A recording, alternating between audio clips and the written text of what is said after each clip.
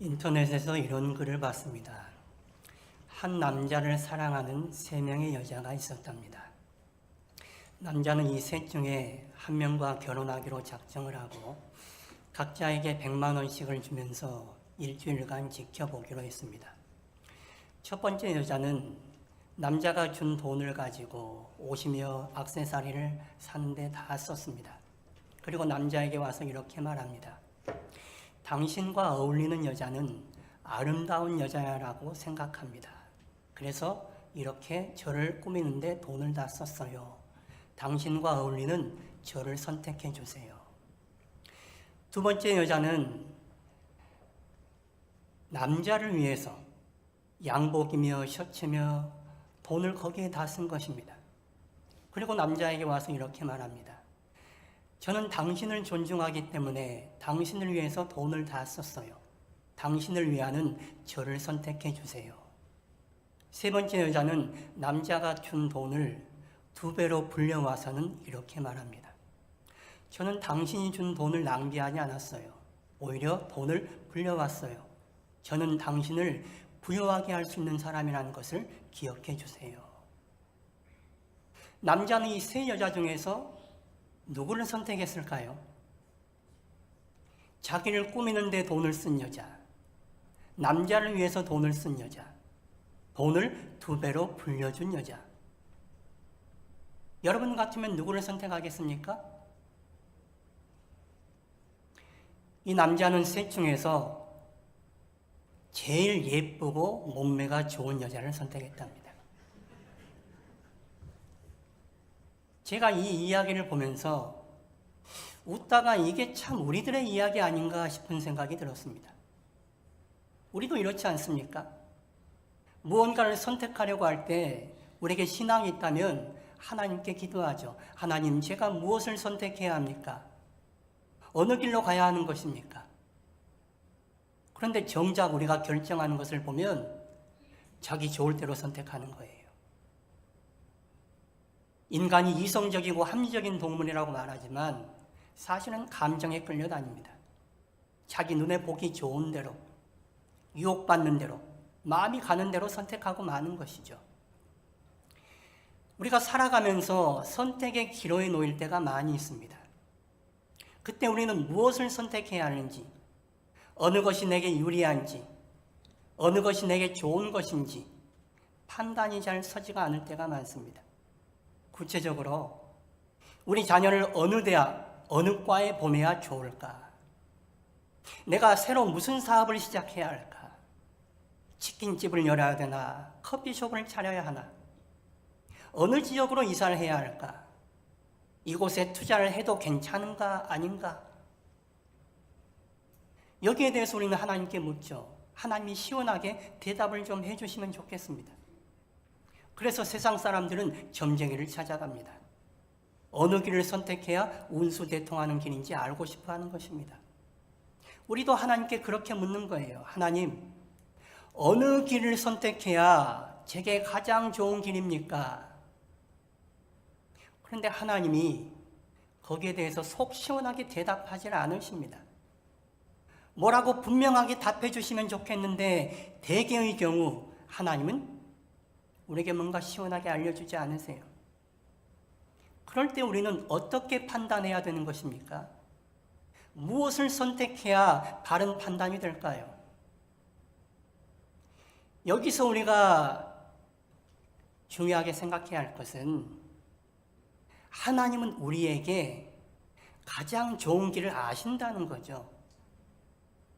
어느 길이 최선의 길인지 알고 계시지만 그 길을 우리에게 강요하지는 않으신다는 거예요. 이걸 여러분이 아셔야 됩니다. 하나님이 당신의 길을 우리에게 강요하지 않으시기 때문에 많은 경우 우리에게 여기로 가라 저기로 가라 대답을 하지 않는 것입니다. 하나님께서 아담과 하와를 만드시고 동산의 모든 것을 관리하고 누리라고 말씀하십니다. 그러나 단 한 가지, 동산 중앙에 있는 선악을 알게 하는 나무의 실과는 결코 건드리지 말라고 말씀하시죠.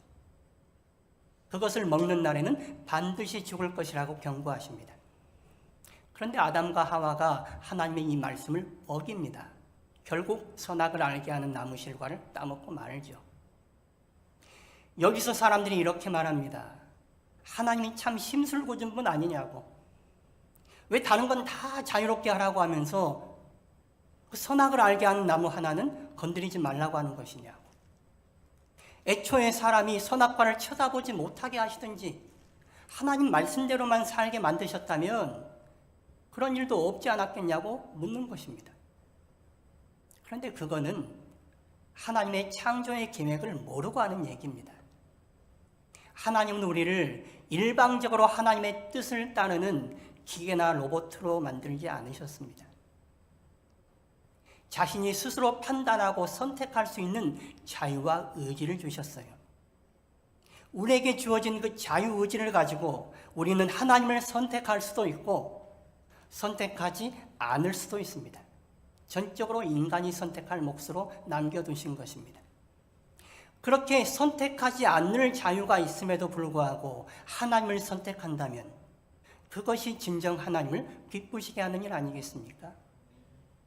하나님은 우리가 하나님이 우격다짐으로 끌고 가는 길을 가기를 원하시는 것이 아니라 우리가 하나님이 원하시는 것이 무엇인지 헤아리고 그 길을 걸어가기를 원하시는 거예요.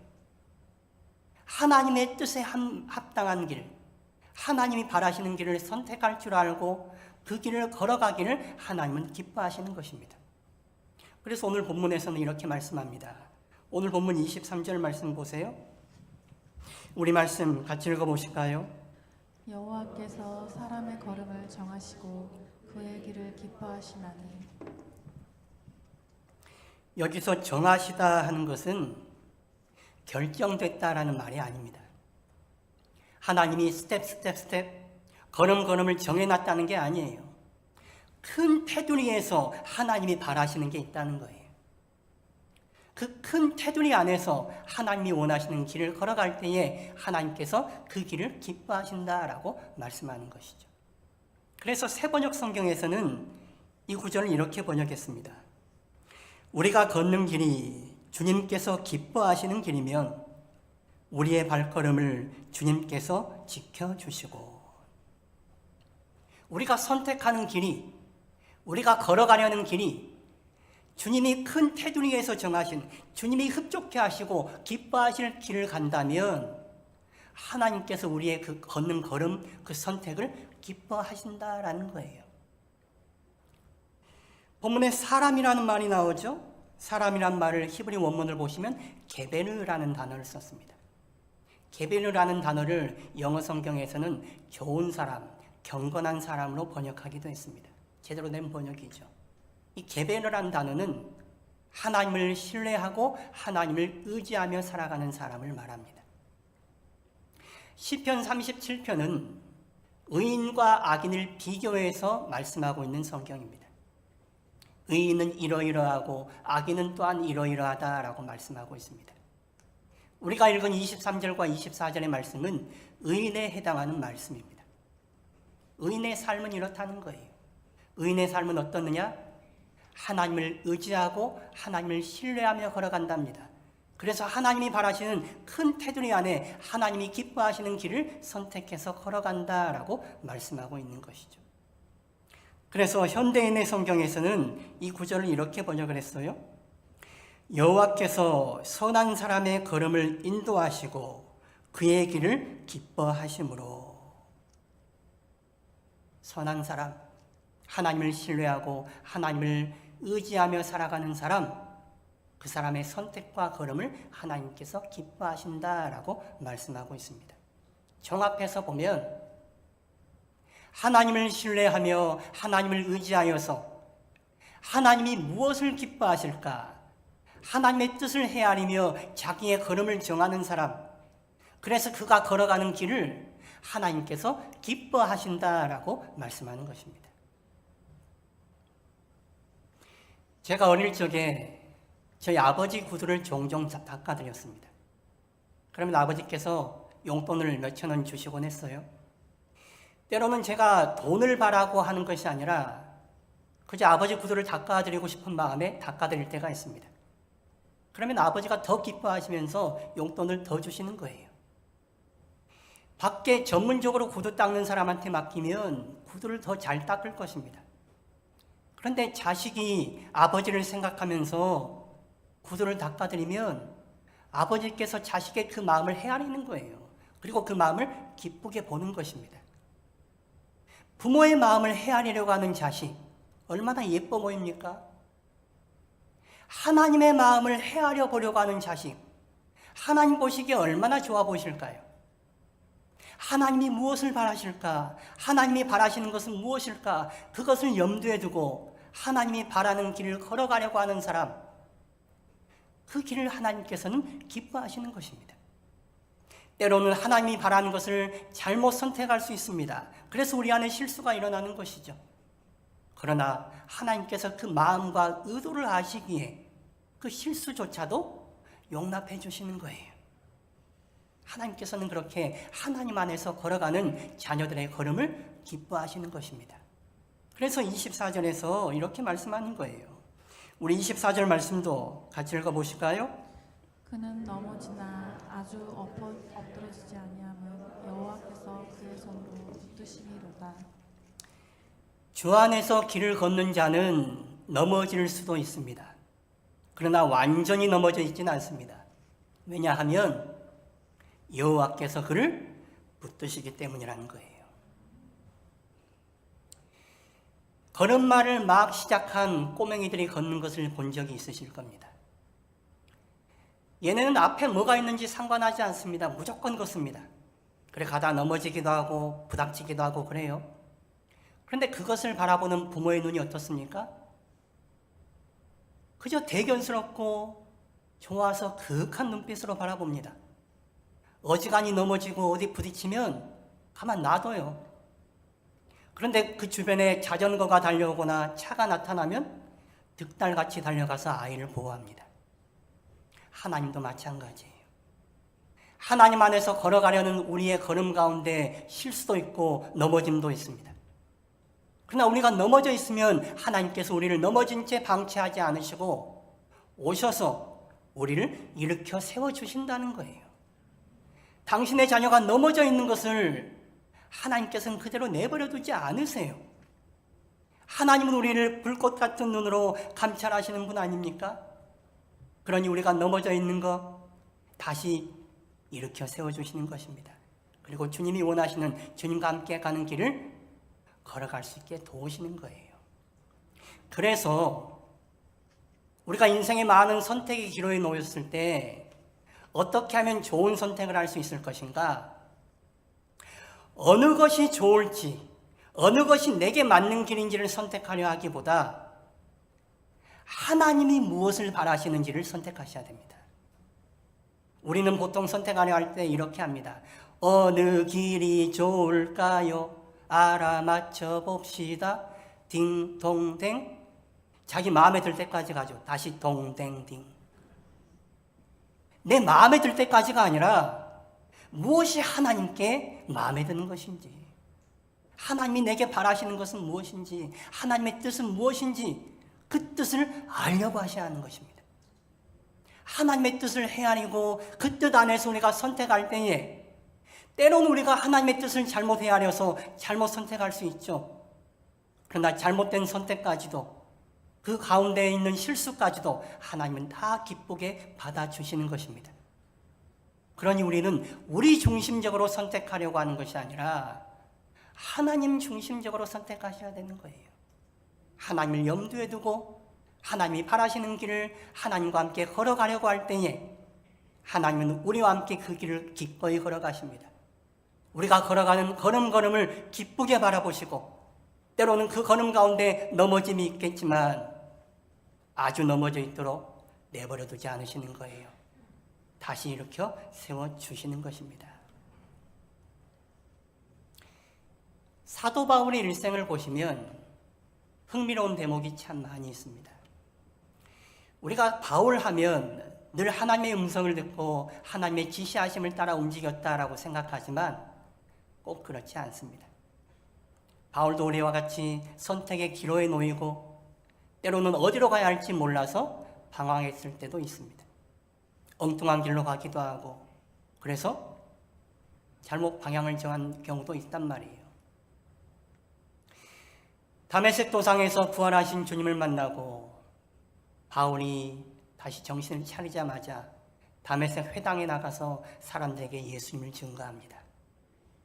예수를 핍박하던 내가 부활하신 예수를 만나고 여러분들에게 예수를 전한다고. 그런데 예수를 그렇게 열심히 전하고 싶어 했는데 다메섹에 있는 사람들이 바울을 반대합니다. 그래서 어쩔 수 없이 밤에 쫓겨나듯이 예루살렘으로 도망을 가죠. 예루살렘에 온 사도 바울은 역시 예수님을 증거하기 시작했습니다. 자기가 예수님을 증거하면 그 누구보다 확실하게 사람들한테 설득력이 있을 거라고 생각했을 것입니다. 예루살렘에 있는 사람들 모두가 사도 바울이 이전에 예수를 핍박하던 사람이라는 것을 알고 있습니다. 예수 핍박하는데 앞장섰던 그 사람이 예수를 경험하고 예수를 전하는 사람이 되었다고 하니 그 누구보다 예수를 잘 전할 수 있을 거라 생각했을 거예요. 그런데 바울은 예루살렘에서 예수님을 제대로 전하지 못했습니다. 바울을 죽이려고 하는 사람들 때문에 또한 어쩔 수 없이 자기 고향 다소로 내려가게 됩니다. 고향 다소에서도 열심히 복음을 증거했지만 바울은 속으로 고민하면서 기도했을 것입니다. 내가 만난 예수님을 증거하고 싶은데 가는 곳마다 그 길이 막히는 거예요. 예수님이 증거가 되지 않는 것입니다.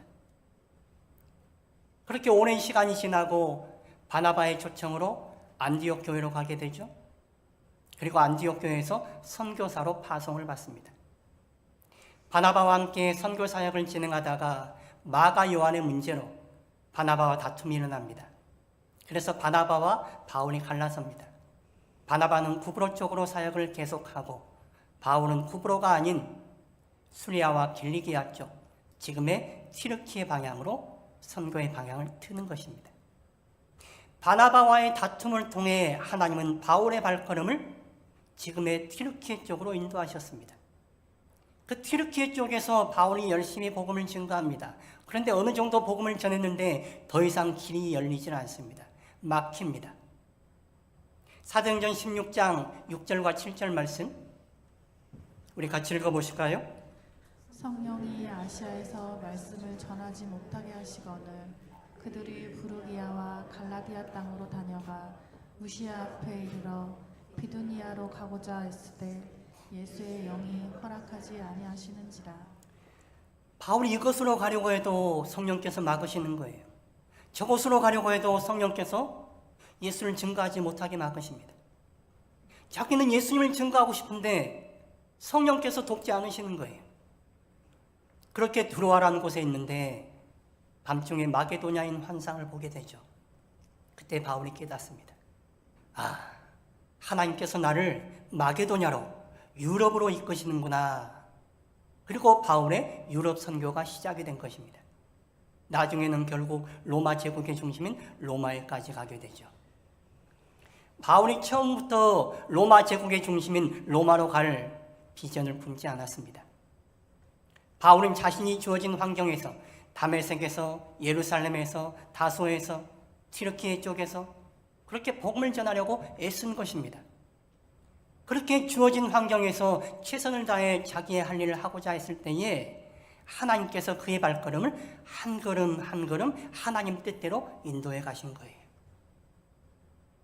바울이 로마로 가고자 했지만 그의 예상과는 다르게 죄수의 신분으로 로마로 가게 되었습니다. 그러나 결국 하나님은 하나님의 뜻과 계획을 따라 바울을 로마로 보내신 거예요. 그리고 바울이 닿는 발걸음을 통하여서 복음이 전파되도록 만들어 가신 것입니다. 우리가 하나님의 원대한 계획을 다 알아서 하나님과 함께 길을 걸어가는 것이 아닙니다. 우리는 그저 하나님을 신뢰하며 하나님 안에 있으려고 하는 것입니다. 하나님 안에서 하나님과 함께 길을 걸어갈 때에 하나님께서 우리의 길을 한 걸음 한 걸음씩 인도해 가시는 거예요. 우리는 우리에게 주어진 환경에서 우리의 할 일을 감당하는 것입니다. 그러면 하나님께서도 우리의 갈 길을 열어주시고 우리의 길을 인도해 가시는 거예요. 바울이 그렇게 길이 막혔을 때에 낙심하거나 넘어져 있었다는 기록이 없습니다. 그는 감옥에 있었어도 길이 막혔어도 낙심하지 않았어요. 하나님이 열어주실 길을 기다리며 하나님 안에서 함께 주님과 길을 걸어가고자 한 것입니다. 성도 여러분, 주님과 함께 길을 걸어가고자 할 때에 여러분의 선택을 중심에 놓고 선택을 하지 마세요. 주님이 바라시는 것이 무엇인지 주님의 뜻을 헤아리며 선택해 가시길 바랍니다. 그렇게 주님 안에서 살고자 하는 사람, 주님께 삶을 의탁하고 주님과 함께 바라보며 주님이 원하시는 길을 찾고자 하는 사람, 그런 사람의 길은 주님께서 책임지시고 인도해 주시는 것입니다. 그래서 예수님께서 이렇게 말씀하시는 거예요. 마태복음 6장 33절 말씀 우리 같이 읽어보실까요? 그런즉 너희는 먼저 그의 나라와 그의 의를 구하라. 그리하면 이 모든 것을 너희에게 더하시리라. 우리는 현재 우리의 상태에 따라 무엇을 먹어야 할까? 무엇을 입어야 할까? 이것만 고민하고 이것을 중심으로 해서 선택합니다. 그런데 예수님은 말씀하시는 거예요. 하나님의 나라와 하나님의 의를 더 구하며 선택하라는 것이죠. 하나님을 염두에 두고 하나님의 뜻에 합당한 길을 찾아서 살아가라는 거예요. 하나님이 내게 바라시는 것은 무엇일까? 내가 지금 무언가를 선택할 때에 이 순간 하나님이 내게 바라시는 것은 무엇일까? 내 뜻이 아니라 하나님의 뜻을 구하고 나아갈 때에 서로 우리가 잘못 선택해서 실수하기도 하고 그 길 가운데 넘어짐이 있다 할지라도 하나님께서는 하나님과 함께 걸어가려는 그 선택과 걸음을 기쁘게 보시는 것입니다. 그리고 우리를 보살피시고 책임져 주시는 거예요. 우리의 길을 지도하시고 이끌어 가시는 것입니다. 성도 여러분, 여러분의 삶의 여정을 주님과 함께 하시기 바랍니다. 하나님의 뜻을 더 많이 헤아리시고 하나님을 여러분의 마음과 삶의 중심에 놓고 살아가십시오. 그럴 때 하나님께서 우리의 걸음을 기뻐하시고 때로는 우리가 실수하고 넘어져 있다 할지라도 다시 당신의 강한 손으로 일으켜 세우실 것입니다.